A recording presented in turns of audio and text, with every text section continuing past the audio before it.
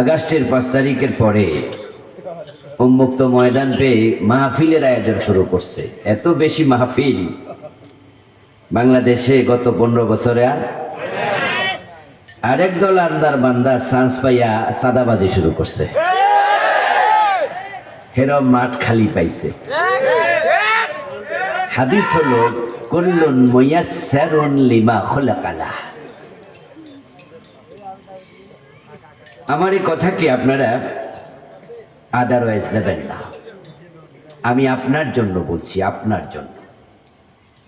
হাদিস হলো কুল্লুন মুয়াসসারুন লিমা খুলাকালা। প্রিয় নবীজি সাল্লাল্লাহু আলাইহি সাল্লাম বলতেছেন, আল্লাহ যাকে জান্নাতের জন্য বানাইছে তাকে জান্নাতের কাজ করা সহজ করে দেন, আর যাহারে ওই জন্য বানাইছে আরেকটা জায়গা আছে, এটা কি? জাহান্নাম। আল্লাহ যাকে ওটার জন্য বানাইছে তাকে জাহান্নামের কাজ করা সহজ করে দেন। একদল মাঠ খালি ভাইয়া মাহফিলের আয়োজন করতেছে, আল্লাহ তাদের জন্য কি সহজ করছে? ভালো কাজ, জান্নাতের কাজ। আরেকদল সাদাবাজি শুরু করছে, আরেকজনের টাকা খাওয়া জায়েজ না হারাম? ওটা খেলে জান্নাতে যাওয়া যাবে? আল্লাহ 5 তারিখের পরে এটাও সুযোগ করে দিছে।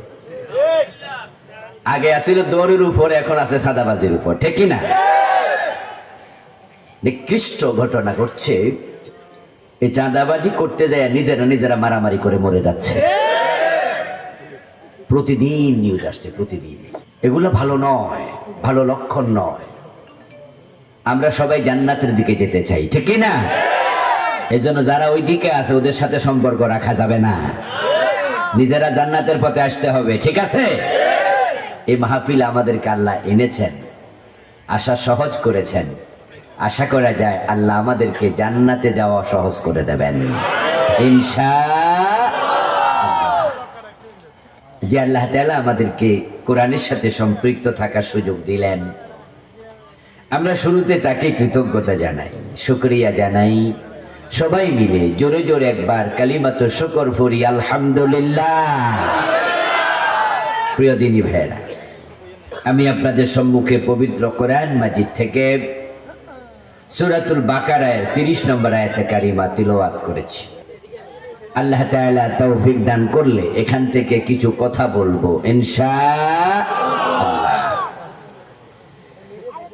আরবি একটি প্রবাদ আছে, মান আরাফা নাফসাহু ফাকাদ আরাফা রাব্বাহু। যে ব্যক্তি নিজেকে চিনে সেটা আল্লাহকেও চিনবে। একজন বিখ্যাত দার্শনিক, তার নাম ছিল সক্রেটিস। শিক্ষিত লোকেরা তার নাম শুনেই থাকবেন। সক্রেটিসের একটি অন্যতম শ্রেষ্ঠ মটো ছিল, থিওরি ছিল, নো দাই সেলফ, নিজেকে জানো। নিজেকে যে চিনবে সে আল্লাহকেও চিনবে। এই জমিনে আমরা আমাদের পরিচিতি জানতে চাই। যদি আমরা নিজেকে চিনি তাহলে আল্লাহকে চেনা সহজ হবে।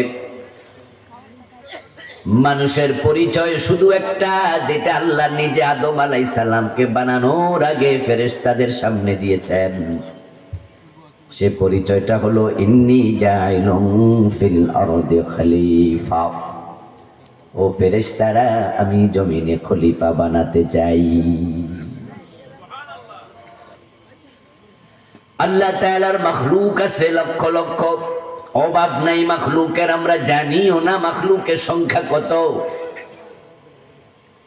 যদিও বাংলাদেশের লোকেরা বলে 18,000 মাখলুকাত, এটা একবারে ভিত্তিহীন।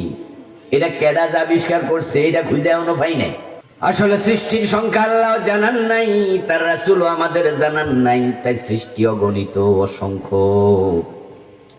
সব মাখলুকের মাঝে, সৃষ্টির মাঝে আল্লাহর খলিফা শুধু একটা মাখলুক, সেটা হলো মানুষ। মানুষ ছাড়া আল্লাহর কোন খলিফা নাই। খলিফা মানে প্রতিনিধি, রিপ্রেজেন্টেটিভ।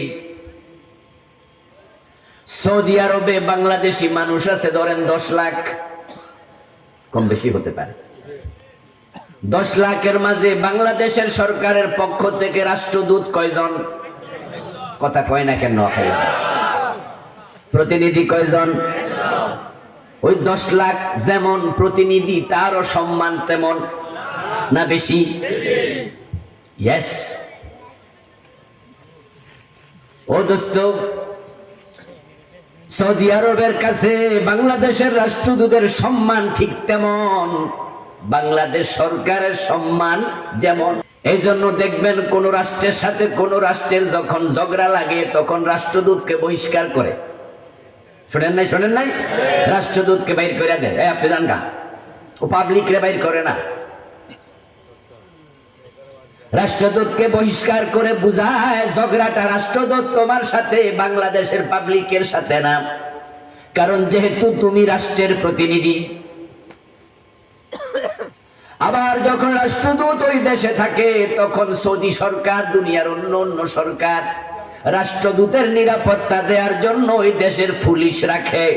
কারণ ওই দেশে রাষ্ট্রদূতের সম্মান বাংলাদেশ সরকারের সম্মানের মতো, সে রাষ্ট্রের প্রতিনিধি। তামাম মাখলুকাতের উপরে মানুষের সম্মান এত বেশি যা কল্পনাতীত। আল্লাহর মাখলুকাতে মানুষ মুমিন যতদিন সে আল্লাহর খলিফা হিসাবে থাকবে, একজন মুমিনের সম্মান আল্লাহর কাছে তার আরশের চেয়েও বেশি।